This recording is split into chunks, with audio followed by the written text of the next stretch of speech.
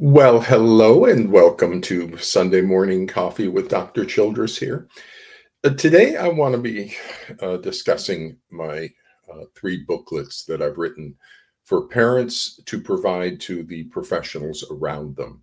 Now, I've written a number of other booklets that are available, but these are the primary three booklets that I've written for parents.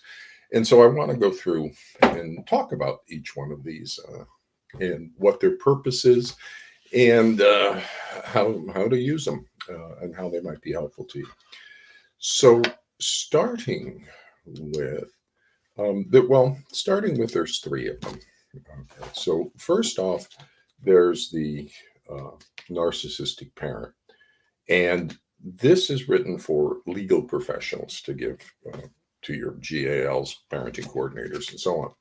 The second booklet is the assessment of attachment related pathology surrounding divorce. And notice these booklets are pretty thin. I tried to keep them about 50 pages long, so they're readily digestible. And then the third booklet is the contingent visitation schedule that provides a strategic family systems intervention that can potentially resolve the family conflict issues. So let's talk about each one of those in turn, starting with the narcissistic parent. Now, this booklet, the narcissistic parent, is written for the legal professionals, and that's what it says: a guidebook for legal professionals working with families in high conflict divorce. And this includes the GALs. That's part of the primary. The audience that I wrote this for, attorneys, so that both sides, both the attorney for the father and the attorney for the mother, can both understand the pathology of concern with the narcissistic parent, as well as parenting coordinators. That's an interesting, problematic role, I believe.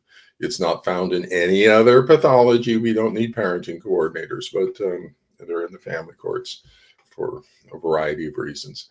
And so that would be helpful for them to know what the pathology is with the narcissistic parent, and for judges. Now, I don't think people can submit this type of information to judges directly, but I think if it gets into the mind space of the attorneys and the legal system, this will become a fairly accessible booklet that will explain to all the legal professionals what the pathology is that we're concerned with, like core pathology, the narcissistic parent.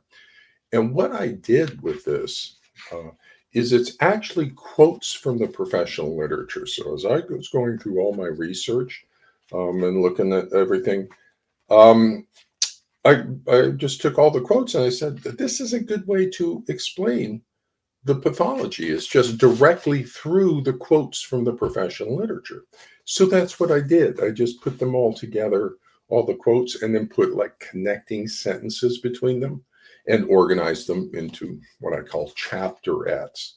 So, for example, this chapter is on the disregard for truth and authority.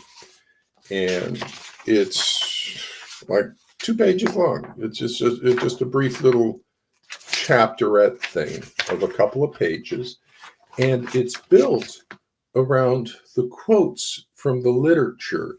And then I just provide, let me see. I just provide a little connecting sentences to the organization, and then we go next chapter, the trauma reenactment narrative. And that goes for a couple pages. Then we have processing, sadness and grief that goes for, a couple pages. The co-narcissistic child. And so this is grounded in the professional research, the professional knowledge, the established scientific and professional knowledge of the discipline. So this is a useful little booklet just to give to everybody that's involved with the pathology to understand what it is. Real brief, 50 pages based on the literature. Now, one of the reasons I've written these booklets, I self-publish them, And one of the reasons for that is it allows me to produce these booklets without having to talk with a publisher and I can just do, these are tools that parents can use and give out to the professionals. And so I don't really see them as books as much as tools to use. And the main book that I've written is Foundations. People may be familiar with it. This is a diagnostic treatise, okay, is what this is. I don't even see this as necessarily a book yet. I needed to produce foundations to be able to stand on. They give us some ground to, in professional knowledge. So when people say, well, what's the pathology? I say, read Foundations. I describe it in detail across family systems level, personality disorder level, and attachment level. And I integrate them all. I describe the pathology in detail in Foundations. So that's what its purpose is right now, the ground to stand on. One of the things about publishers is I don't personally see the need for them at this point. If you go back in the idea of books and the printing press and all that kind of stuff, they actually used to have to produce hard copy books and distribute them to bookstores and things. Don't need to do that with the internet now. Everything's print on demand. So there's no books, foundations sitting in a warehouse anywhere. They're just on a computer file. And if somebody orders a book, they just print up the book and out it goes. And book publishers will not promote books unless the author is a big name author, unless they're seeing some advantage to it. And so there's no advantage to me of giving a portion of the royalties to a book publisher in this kind of world with the internet now. And ultimately, I will, I'm intending to write a second book here on diagnosis. And then I will sell or market my catalog of books. Okay, all of these, where are they? All of these books over here, as well as Foundations and the new book, Diagnosis. At which point the publisher will see, yeah, okay, this person is marketable. And so then we'll support me and get my books out there and stuff. And so that's the whole thinking on the issue of self-publication. And I look at it that I have my own publishing house. It's great. I have Oak Song Press. I have my own imprint. I kind of feel like I'm back in the 1800s or something, like I'm, Ben Franklin cranking out my books, or, Thomas Paine with, my booklets and stuff. And so I kind of like having my own publishing imprint. I may retire and become a publishing mogul instead of a psychologist because I can. It's the internet. Oh my goodness. And so that's the other issue, just to make you aware of why I self-published and decided to do that, is it's a tell on the pathology, because the pathogen attacked Gardner for being self-published and not having any peer-reviewed research.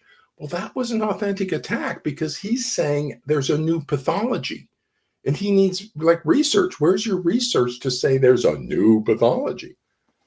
I'm not saying there's a new pathology. I'm saying, no, it's in the DSM-5. It's a shared delusion. It's a factitious disorder. There's no new pathology here. So this is a diagnostic treatise. It's not a theory. It's not anything like that. And if you want to peer review it, peer review it. Tell me what you think. But pathology wants to avoid confronting what I say, because the moment the pathology responds to this, the pathogen, everything I say is true and correct. And so its only option is to completely ignore Dr. Childress and everything I'm saying, which you see currently occurring. The moment it engages with the information, it's all over because the information is actually true and correct. And what I'm exposing with that is the pathology in the mental health people. They are not motivated to solve the pathology, because the moment they're motivated, the solution is right here. It could have been here 10 years ago. They're just simply not motivated. There's people who are disabling the mental health system, but we'll get there. So when pathology, it's patterned. So it's going to attack Dr. Childress. Oh, you're self-published. Ding, there's a pathogen. Because you don't peer review books. Okay, you don't peer review ideas. Let me give you an example of peer review of ideas. People used to think, Aristotle, that the earth was the center of the universe and the sun circled us. Then along come Copernicus and Galileo and says, oh no, the sun is actually the center of the solar, and we circle the sun. The Catholic Church peer reviewed that idea of us circling the sun and threatened to burn Galileo at the stake for his ideas. Okay, we don't peer review ideas, we peer review research to see if the research is solid. This is all peer-reviewed stuff. This is attachment and family systems and personality disorder, and there's nothing new in this. It's a diagnostic treatise. So when it attacks because it's pattern, peer-reviewed, and oh my goodness, you're self-published, it exposes. It's a tell. I call them tells on the pathology. So that's kind of the reason I'm doing self-publication here. And the narcissistic parent, that's for the legal professionals, just to hand out. And the other reason I can self-publish, that's so nice, is I can keep the prices. I put the prices for these booklets at the lowest possible I could, because Kindle Direct Publishing wants to make some money on the booklets, but that allows me to kind of control all the things. I like being in charge of my own publishing house. So the second booklet, again, very brief, 50 pages, is the assessment of attachment-related pathology surrounding divorce. And that's a catchy title, isn't it? Because it's not a book, it's a tool. It describes a 6-session assessment protocol. Now, there's multiple ways you can conduct this assessment. Let me pull it down for a second. So this describes a 6-session assessment protocol.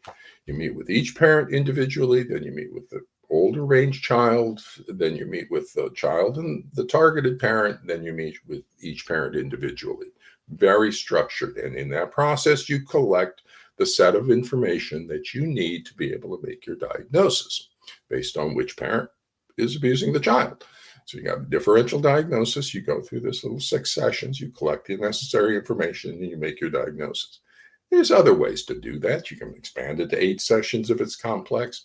I was once court ordered to go in and conduct the assessment. It was in California. I'm licensed in California. So I flew into the location and I conducted the assessment with the family by court order with the court reporter present during my assessment. And so I went up and conducted the assessment. I like a court reporter present. I like transcripts of my clinical interviews, because then I can point out exactly where the delusional thought disorder is. So I conducted one session with the parent, one session with the child, and I had my diagnosis because I do a mental status exam of thought and perception. The parent had the delusional thought disorder, the child had the shared delusional thought disorder, and boop, that was it. You don't necessarily need to do this, but what I'm doing with this, I'm scaffolding knowledge. I have the necessary knowledge, and the forensic custody evaluators are on the way out, so there's going to be no mental health services in the family courts, no competent ones, because clinical psychologists don't work here. Forensic psychologists got locked into their custody evaluations that are now a complete failure. So what I'm giving to people, they say, what's an assessment protocol? What should we do? And parents, you're saying, I would like a clinical diagnostic assessment of my child and family. That's what you're asking for, clinical diagnostic assessment or clinical diagnostic risk assessment for a complete description of it. And people are going to say, what is that? And you can say, here, this. And you can give them this. You can give it to the court. You can give it to your attorney. You can give it to GAL. You can give it to the mental health professional conducting anybody you want. When they say, what do you mean you want a clinical diagnostic assessment? I'd like one of these, please. The patient should never have to explain the pathology to the doctor. The doctor should already know and be explaining it to the patient. But you have to explain the pathology to the doctors because they're ignorant, incompetent, and unethical. They don't care. They're lazy. You've got the worst. These forensic psychologists in the family courts are the worst imaginable. You have to explain what the pathology is to the doctor. That indicates how bad they are. So, you shouldn't have to explain what a clinical diagnostic assessment is. You shouldn't have to. They should already know. You should just have to be able to ask for it. They go, oh, yeah, okay. But you're going to have to explain it. Okay. So a doctor should explain it. So I did. And I gave you this. Now, another thing, I published these back in 2016. Okay. But I'm not using them until now. Now is when I'm going to start employing these, particularly the contingent visitation schedule. The assessments out there, but the contingent visitation schedule is what I'm going to be focusing more on.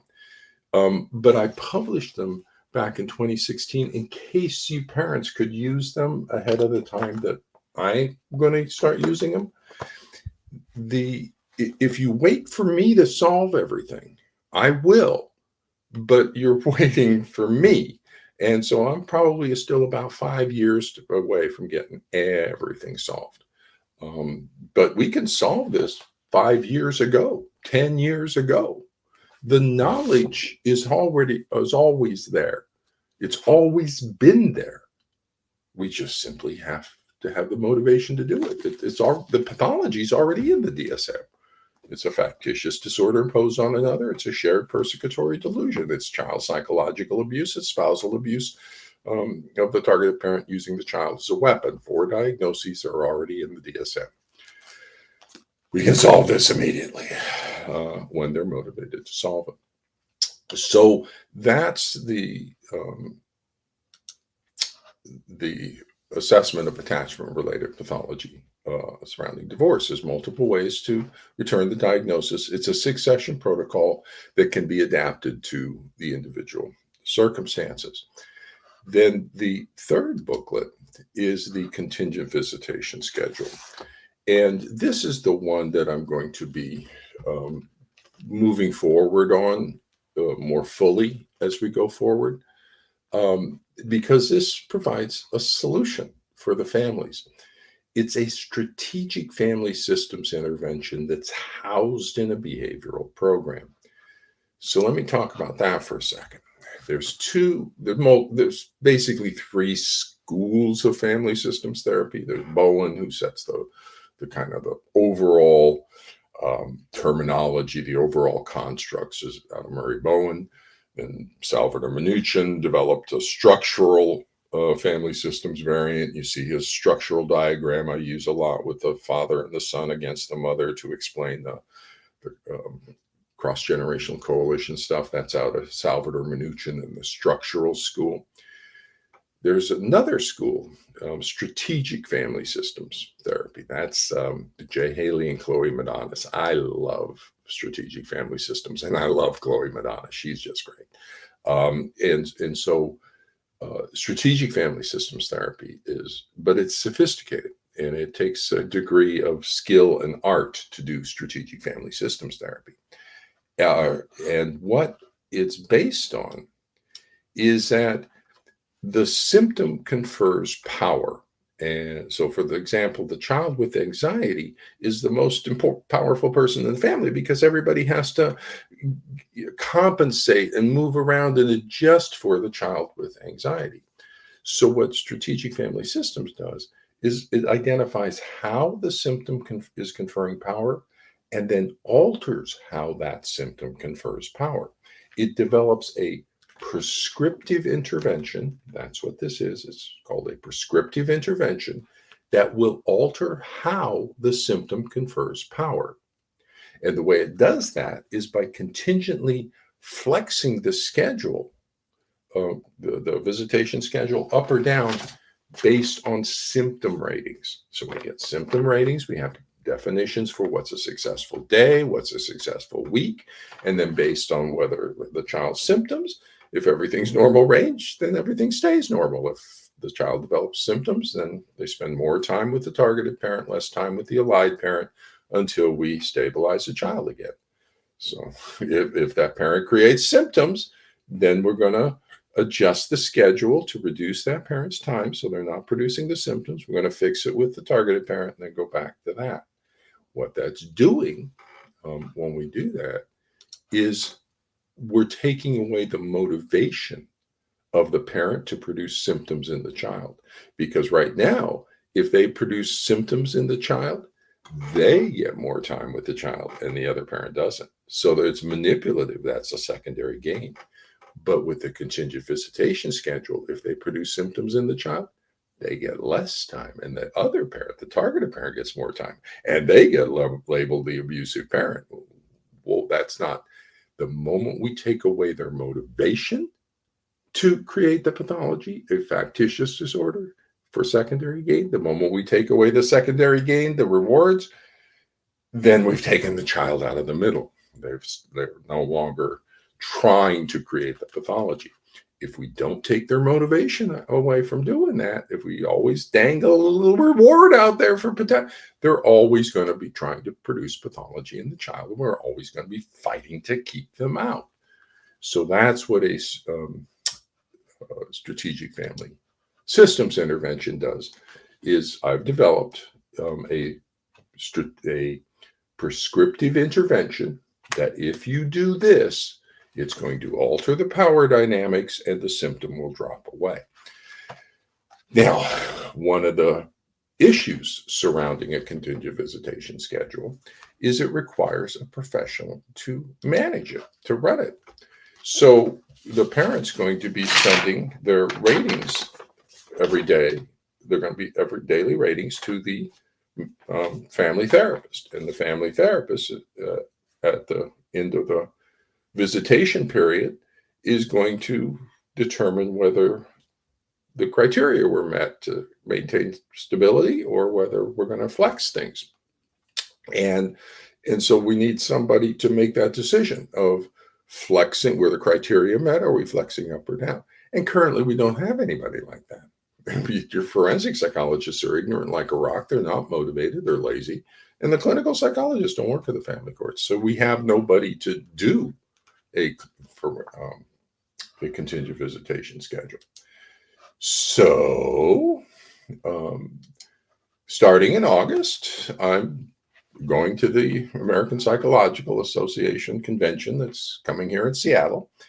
And I'm going to do a talk from 9 to 10 on Saturday on directing a contingent visitation schedule in the family courts. So I will be telling the psychologists how to do this. You can buy this on Amazon and read it. You can set up a time to consult with me if you want. So I'm available to talk if there's motivation from the psychologist to begin solving things. Right now, there's no motivation because there's a conflict of interest. That they're getting all their career status and money from forensic custody evaluations. There's no motivation to actually solve this. And the moment they admit it's child psychological abuse, then they admit they've been failing in their duty to protect the whole time. And the moment they admit I'm right about this and that I'm right about this, then they admit that I'm right about them being participants in the child abuse because they're unethical and incompetent. So there's a tremendous conflict of interest in the psychologists surrounding you right now, the forensic psychologists, and they have names. You can just look at the top forensic psychologists. Those are the people. They're the ones who are disabling the mental health system. So I'm going to be going into the APA, telling them how to solve it if they want to solve it. Then I'm going to do the exact same presentation, same slides that I used with the APA here or to YouTube, to my YouTube channel. So you will get my APA contingent visitation schedule presentation up on YouTube. Because we can. We have the internet. People think in Flatlander, like we have to do these conventions and we have to write books and things. You write a book, print book, okay, like Gutenberg back in the, publish a print book. Get your little scribe to write it out. Then what we're doing now is getting people to record the book to create an audio book of the print book. Okay. Or what I'm doing right now is I'm creating an audio booklet about my booklets. And so I'm starting with the audio book, and there will be a little transcription of that the artificial intelligence of the internet is doing like automatically to what I say. So I'm actually doing like a reverse publication. I'm going first to the audio book that then produces my booklet. And for the APA presentation, I'll do it reverse. I'll do it your old way of going somewhere, cross over to Seattle. I'll be in a room. I'll tell everybody in the room. And then I'll come back and tell everybody on the internet all over the place because we can. So stop thinking Flatlander. We have the internet now. And those are the booklets that I've provided to help parents educate the people around them regarding the nature of the pathology. Now, again, you should not be having to do this. They should be motivated. They should already know. I should not have to be educating them. Okay, I shouldn't have to educate them. This is stuff out of the 1970s and 80s and 90s. This is not new stuff that I use to solve this. But I do, you do, because that's the state of the field right now. So as you are trying to fly the plane while you are building the plane. So I recognize that's difficult. If you have attorneys or something and your attorney wants to make an argument that we want this kind of assessment, you can get me involved as a second opinion consultant and telehealth. If you want to offer this to the court and say, Your Honor, we'd like this, and the court says, great. Who do we get as your family therapist? Well, let's find you a family therapist to run that. The other folks who can do this, administer this, would be parenting coordinators. I was talking with an attorney in one location. They said there was a parenting coordinator involved in the case. And I said, could they do it? And I said, absolutely. You get a parenting coordinator flexing the schedule, and you get the therapist who's getting the data in and monitoring the veracity or of the data. Are the ratings accurate? And so the therapist is doing like second eyes on the family situation and the ratings to make sure everything's true and accurate relative to what's going on. But then the parenting coordinator can flex the schedule based on, and that's a nice division of roles. I could see that. Do we need the parenting? No, we could give it to the family therapist and to do that, and it's pretty straightforward. And we need to start reducing financial costs of all these professionals and people. So with that, I'm going to head off to my Sunday. Good luck to everybody out there, and we'll talk about some other aspect of the family courts next week. So take care, everybody.